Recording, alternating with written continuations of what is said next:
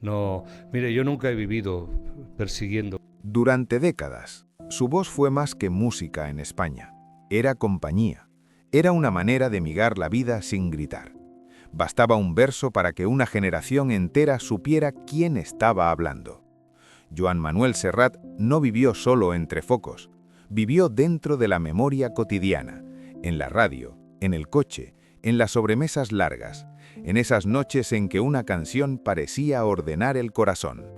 Pero llega una edad en la que el tiempo no discute, solo cambia el ritmo. Y entonces, lo que antes era normal se vuelve exigente.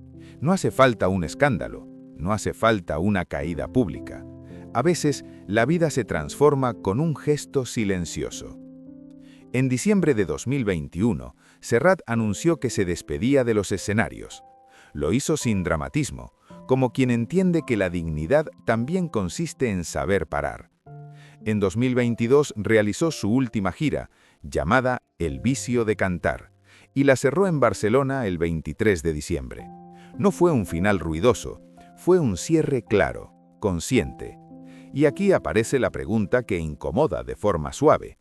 ¿Qué ocurre cuando la voz sigue viva en los recuerdos, pero la vida pide descanso? ¿Qué ocurre cuando el aplauso aún existe, pero el cuerpo y el alma reclaman una pausa? Esta noche no venimos a buscar un secreto, venimos a escuchar una verdad sencilla, la historia de cómo una voz, un día, decidió descansar. Durante años, la presencia de Joan Manuel Serrat fue constante en la vida de millones de personas. No hacía falta anunciar su nombre, bastaba escuchar el inicio de una canción para reconocerlo. Su voz entraba en las casas sin pedir permiso y se quedaba allí, acompañando rutinas sencillas, momentos de calma, conversaciones que no necesitaban grandes palabras. Serrat no fue un artista de explosiones ni de gestos exagerados. Su lugar estuvo siempre en la cercanía, en la radio de la mañana, en el coche durante un viaje largo, en el silencio compartido de una noche tranquila. Para muchos, no era alguien a quien se admiraba desde lejos, sino alguien que estaba ahí, formando parte del paisaje emocional de una época. Su importancia no se construyó sobre el espectáculo, sino sobre la confianza. El público lo respetaba porque nunca parecía querer más de lo que ofrecía. No necesitaba imponerse, no necesitaba gritar. Su voz tenía el tono de quien observa, reflexiona y luego habla con cuidado. Esa forma de estar lo convirtió en una referencia intelectual y emocional al mismo tiempo. Durante décadas, su figura representó una cierta idea de estabilidad. Mientras el mundo cambiaba de ritmo, mientras la cultura se volvía más ruidosa y acelerada, Serrat permanecía fiel a una manera de decir y de cantar que no buscaba competir. Por eso muchos pensaron que siempre estaría allí, que su presencia era permanente, que no necesitaba descanso. Frente a las cámaras, siempre pareció seguro, sereno, dueño de su imagen. No mostraba prisas, no transmitía desgaste. Y como suele ocurrir, esa imagen pública ocultaba algo que el público no veía. El cansancio acumulado de los años, la exigencia constante de estar disponible, de responder a una expectativa que nunca desaparece del todo. No se le recordaba por premios ni por cifras, se le recordaba porque estaba presente en momentos importantes y también en los más simples, porque sus canciones no pedían atención exclusiva, sino que acompañaban la vida tal como era. Eso explica por qué su retirada no se vivió como una pérdida repentina, sino como un silencio que invitaba a pensar. Con el paso del tiempo, Serrat se convirtió en un símbolo de algo más amplio, de una generación que aprendió a escuchar, de una manera de envejecer sin romper con el pasado, pero sin aferrarse a él. Para muchos espectadores de hoy, hablar de Serrat es hablar de su propia historia, de los años que han pasado casi sin darse cuenta. Por eso este relato no es el de una estrella que se apaga, es el de una presencia que se transforma, el de alguien que entendió que seguir estando no siempre significa seguir apareciendo. A veces, estar es dejar espacio, y en ese gesto, tan sencillo como profundo, reside gran parte del respeto que todavía inspira. No fue un escándalo lo que marcó el inicio del cambio. No hubo titulares abruptos ni explicaciones públicas. El tiempo, cuando llega, no suele anunciarse. Simplemente empieza a modificar los detalles. Primero, la energía ya no es la misma. Luego, el cuerpo pide pausas que antes parecían innecesarias. Y un día, sin darse cuenta, descansar deja de ser una opción para convertirse en una necesidad. Durante años, Serrat mantuvo una disciplina que pocos veían.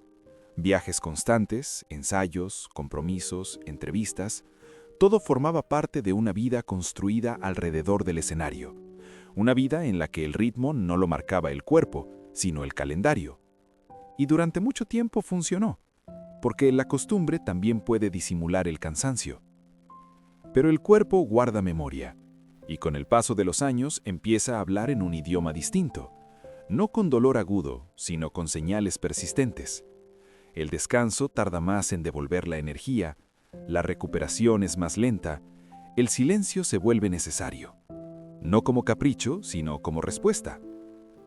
Aceptar esas señales no es fácil, especialmente cuando la identidad ha estado ligada durante décadas a la presencia pública, porque retirarse no es solo dejar de cantar, es renunciar a una parte del ritmo que ha definido una vida entera. Y ese proceso rara vez es inmediato. Primero se intenta ajustar, reducir un poco, espaciar, mantener la imagen para no preocupar a nadie. Como muchos otros antes que él, Serrat entendió que envejecer en público tiene una dificultad añadida. No basta con asumir los cambios en privado. Hay una expectativa externa que pesa. El público quiere que todo siga igual, que la voz no cambie, que la presencia permanezca. Y decir «ya no puedo» o «ya no quiero» exige una valentía distinta. Durante ese tiempo, la familia y el entorno cercano empiezan a cumplir otro papel. No el de acompañar al artista, sino el de cuidar a la persona. Se reorganizan prioridades, se revisan hábitos, se escucha más al cuerpo. No desde el miedo, sino desde la atención, porque ignorar esas señales no las hace desaparecer. La pandemia también introdujo una pausa inesperada. Para alguien acostumbrado al movimiento constante, ese paréntesis forzado ofreció algo poco habitual: tiempo para observarse sin urgencia, para preguntarse qué significa seguir y a qué precio, no como una reflexión dramática, sino como un ejercicio de honestidad. En ese contexto, la decisión empezó a tomar forma, no como una huida, sino como un cierre ordenado. Anunciar una última gira no fue un gesto de nostalgia, sino de responsabilidad. Era una manera de despedirse sin desaparecer, de poner un límite claro y respetarlo, de decir «hasta aquí», con gratitud. El tiempo, en esta historia, no aparece como enemigo, aparece como un interlocutor firme, uno que no discute, pero tampoco grita, uno que propone un cambio de ritmo. Y la verdadera dificultad no está en escucharlo, sino en aceptarlo sin sentir que se pierde algo esencial. Para muchos, este momento marca el inicio de una comprensión distinta de la vejez, no como decadencia, sino como transición, como un ajuste necesario entre lo que se desea y lo que el cuerpo permite. Serrat no dejó de ser quien era, simplemente empezó a hacerlo de otra manera. Y en ese proceso silencioso, sin grandes declaraciones, se fue gestando el momento clave, no el de la despedida pública, sino el de la aceptación íntima. Ese instante en el que uno entiende que seguir por inercia ya no es fidelidad a uno mismo, que detenerse también puede ser un acto de respeto. El momento decisivo no llegó con una pérdida de voz ni con una caída visible, llegó de una forma mucho más discreta. Llegó cuando continuar dejó de ser un impulso natural y empezó a sentirse como una exigencia, no del público, sino del propio cuerpo. Y ese cambio, aunque silencioso, es profundo. Detenerse no significa rendirse, significa reconocer un límite. Para alguien acostumbrado a responder siempre, decir no requiere un tipo especial de claridad. No es un no impulsivo, ni una reacción al cansancio de un día. Es un no sostenido, reflexionado, que se mantiene incluso cuando el aplauso sigue estando ahí. En los meses previos a la despedida, hubo decisiones pequeñas que anunciaban el final, compromisos que se revisaban con más cuidado, fechas que ya no se aceptaban automáticamente. El calendario empezó a vaciarse no por falta de interés, sino por necesidad de espacio. Espacio para respirar, para recuperar, para no forzar. La gira de despedida no fue un último intento de prolongar algo que se agotaba. Fue lo contrario. Fue una manera de cerrar con orden, de agradecer sin alargar. Cada concierto tenía el peso de lo definitivo, pero también la serenidad de lo asumido. No había urgencia, no había dramatismo, solo la conciencia de estar completando un ciclo.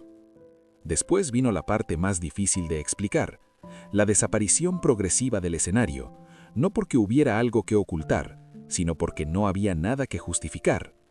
El silencio que siguió no fue un castigo ni una estrategia, fue una consecuencia natural. Cuando el cuerpo pide descanso, explicar una y otra vez la misma decisión se vuelve innecesario. Muchos esperaban una explicación más clara, una frase contundente, una razón concreta, pero no todo lo importante se puede resumir en una respuesta. A veces, la verdadera razón es la suma de muchas pequeñas señales: el cansancio que no se va, la recuperación que tarda, la necesidad de proteger lo que queda de energía. Aceptar que no se puede vivir como antes no es una derrota, es una transformación. Y en ese punto, el escenario deja de ser un lugar de confirmación y se convierte en una exigencia demasiado grande.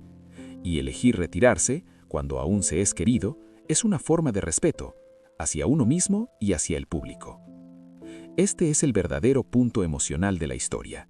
No la despedida en sí, sino la decisión que la precede. Ese instante en el que uno entiende que seguir no siempre significa avanzar, que a veces detenerse es la única manera de no traicionarse. No hubo una frase memorable que lo explicara todo. Hubo un gesto sostenido en el tiempo, el de escuchar al cuerpo sin enfado, el de aceptar que el ritmo cambia, el de permitir que la vida se haga más pequeña, más lenta, pero también más habitable. En esa pausa definitiva no hay vacío, hay coherencia, hay una forma distinta de estar en el mundo. Y esa elección, tan poco espectacular, es quizá la más difícil de todas, porque no busca aplausos, busca equilibrio. No hubo un anuncio solemne ni una declaración pública sobre cómo vivir a partir de ese momento. El cambio fue más sencillo y por eso mismo más profundo. Reconciliarse con la edad no implica hacer las paces con una cifra, sino con un ritmo distinto. Con la idea de que ya no todo debe ocurrir rápido, ni todo debe tener un propósito visible. Tras dejar el escenario, la vida comenzó a organizarse de otra manera. Menos desplazamientos, menos exigencias externas, más atención a lo cotidiano, a aquello que durante años quedó relegado por la urgencia de cumplir, de estar, de responder. La reconciliación no vino como una revelación, sino como una serie de decisiones pequeñas y constantes. Aceptar ayuda es una de ellas. Para alguien acostumbrado a sostenerse solo, permitir que otros acompañen no es fácil. Pero en esa aceptación hay una forma nueva de fortaleza. No se trata de perder autonomía, sino de reconocer que la vida compartida aligera el peso del tiempo. Que cuidarse también es dejarse cuidar. El cuerpo ahora marca el compás, no como una imposición, sino como una referencia. Dormir más, caminar sin prisa, escuchar las señales sin discutirlas. No hay heroicidad en forzar lo que ya no fluye. Hay serenidad en ajustarse. Y en ese ajuste aparece una paz que antes no tenía espacio. La idea de éxito también se redefine. Durante décadas, el valor estuvo asociado a la presencia, a la producción, a la respuesta constante. Ahora el valor se mide de otra forma, en la calidad del día, en la tranquilidad de la rutina, en la ausencia de presión. No se trata de hacer menos, sino de vivir mejor. Reconciliarse con la edad es, en el fondo, dejar de pelear con el tiempo, dejar de verlo como un adversario y empezar a tratarlo como un compañero exigente pero honesto. El tiempo no quita sin avisar, va pidiendo ajustes, y cuando se le escucha, la vida encuentra un equilibrio más amable. En este punto la fama ya no ocupa el centro, no porque haya perdido importancia, sino porque ha cumplido su función. Lo que queda es la persona, con sus hábitos, sus silencios, sus prioridades nuevas. Y esa persona no necesita demostrar nada, solo necesita estar bien. La reconciliación no elimina la nostalgia, pero la coloca en su lugar. El pasado sigue ahí, como un archivo valioso, no como una obligación. Recordar no exige repetir, y agradecer no obliga a continuar. Esa distinción es clave para envejecer sin resentimiento. Así, la vida se vuelve más simple, y en esa simplicidad aparece algo que antes parecía inalcanzable: la sensación de estar en el sitio correcto, en el momento correcto, sin urgencia por ir a otro lado. No es un final, es una transición tranquila, un modo distinto de habitar el tiempo que queda. Tal vez esta historia no sea en realidad sobre una voz que se apaga, tal vez sea sobre algo más cercano, más cotidiano, sobre lo que ocurre cuando el cuerpo cambia y la vida pide otra forma de atención, sobre ese momento en el que ya no se trata de resistir, sino de comprender. Durante mucho tiempo nos enseñaron que detenerse era perder, que reducir el ritmo era renunciar, que decir basta significaba quedarse atrás. Pero hay edades en las que seguir corriendo no es valentía, sino desgaste, y hay silencios que no indican ausencia, sino cuidado. La retirada de Serrat no deja un vacío estridente, deja una pregunta tranquila, una que no busca respuesta inmediata, una que se instala despacio y acompaña. ¿Sabemos escuchar nuestro propio cuerpo antes de que nos obligue a parar? ¿O esperamos siempre a que el cansancio se vuelva irrefutable? También hay otra pregunta, quizá más incómoda. ¿Cómo miramos la vejez de quienes admiramos? ¿Les exigimos que sigan siendo los mismos para sentirnos seguros? ¿O somos capaces de aceptar que cambiar, envejecer y retirarse también es una forma de coherencia? La historia no propone una lección, no señala un camino único, solo sugiere una posibilidad: que envejecer no tenga que ser una lucha constante, que se pueda soltar sin desaparecer, que se pueda descansar sin dejar de ser uno mismo. Al final, la voz sigue ahí, en los recuerdos, en las canciones, en las palabras que marcaron una época. Pero ya no necesita imponerse, ya no necesita llenar todos los espacios. A veces lo más honesto que puede hacer una voz es callar a tiempo. Y entonces, la pregunta se desplaza suavemente hacia nosotros. Cuando llegue ese momento, el nuestro, ¿tendremos el coraje de vivir más lento? ¿Sabremos distinguir entre seguir por costumbre y detenernos por respeto a la vida que aún queda? Quizá no haya una respuesta correcta. Quizás solo haya una invitación silenciosa a escuchar con más atención, antes de que el tiempo nos pida, también a nosotros, que aprendamos a descansar.